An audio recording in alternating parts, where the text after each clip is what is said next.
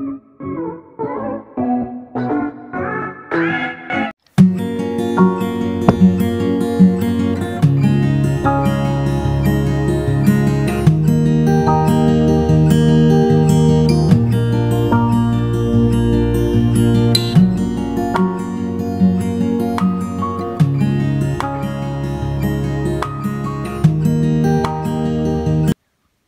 un moment de discussion et de dispute, Elanway et Enzo se mirent d'accord pour partir chacun de leur côté. Elanway prendra le chemin sombre et étroit, et Enzo prendra le chemin lumineux et épais. Et Elanway partit vers le chemin sombre. Des arbres morts s'offraient à sa vue. Un silence effrayant trônait. Elle avait peur, mais ne le montrait pas. Après 5 minutes de marche, elle croisait une sorte d'hérisson jaune, mais minuscule. Il se mit à lui parler. « Bien le bonjour, chère dame. Que recherchez-vous dans mon humble demeure ?» Elanway sursauta, cria, se réfugia derrière un arbre et lui lança toutes sortes de choses, des pommes de pin, des brindilles, des bûches, etc. Une bûche parvint à semer le petit hérisson. Elanway se rapprocha prudemment de lui et le prit. Encore sur le choc, Elanway continua de marcher jusqu'à arriver dans une clairière. L'hérisson se réveilla et lui parla. « Hey, je suis là, n'aie pas peur de moi, je ne vais pas te manger. » Elle sursauta, s'éloigna de son sac et lui répondit. « Ah bon, tu penses que je ne devrais pas avoir peur de toi? Tu es un pseudo-hérisson jaune tout petit et qui parle en plus. » L'hérisson répondit. « Bon, tu sais, dit comme ça, c'est tout à fait étrange, mais écoute-moi, toi et ton compagnon, vous allez aller tout au fond de cette clairière, vous allez trouver un arbre là, et Elanway le coupa. Hein? Attends. Déjà, primo, comment sais-tu que j'ai un compagnon? Et secondo, à quoi ça va nous servir d'aller à ton endroit étrange? Et je parle à un hérisson, maman. » Celui-ci répondit. « Oh, tu sais ce que te dit l'hérisson? Bref, je sais ce que vous cherchez, et ce que je te dis là pourra être bénéfique pour l'avenir. » En disant ces phrases, il courut très loin pour sortir du champ de vision d'Elanway. Elle resta plantée là quelques instants, puis poursuivit sa route. Pendant tout ce temps-là, Enzo aussi avait emprunté son chemin, le lumineux et épais. Ce n'est pas qu'Enzo est un trouillard, mais il n'aime pas tout ce qui est sombre. En marchant sur le chemin, Enzo put remarquer des sols pleureurs. Les rayons du soleil éclairaient ses chemins. Il marchait sans trop savoir où il allait. Après à peu près 10 minutes de marche, Enzo entendit un bruit. Il était sur ses gardes, avant de comprendre que ce bouquin venait de son ventre. Il décida alors de trouver à manger.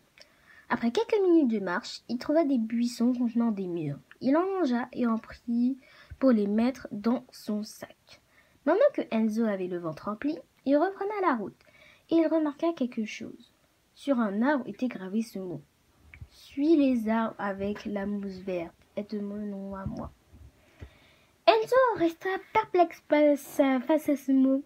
D'un côté, il se disait que le mot ne lui est peut-être pas destiné, mais de l'autre, il avait envie de savoir qui était la personne qui avait écrit ce mot.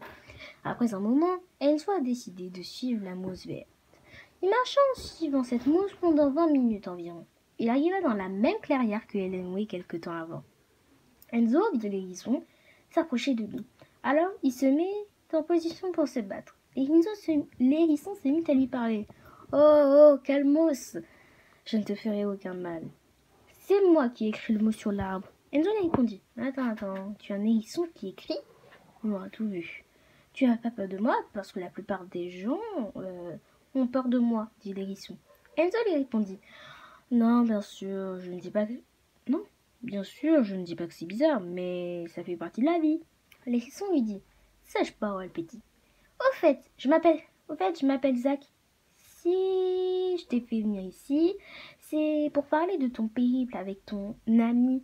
Je sais où vous allez et pourquoi. Et c'est pour ça que je te dis ceci. Si tu marches jusqu'au fond de cette clairière, tu vas trouver un arbre. » Enzo le coupa. « Comment tu sais où on va et comment tu sais que je ne suis pas seul? » Zach lui répondit. « Je le sais, c'est tout. » Sur ces paroles, il s'en alla. Enzo resta planté là, puis se souvint des paroles de Zach.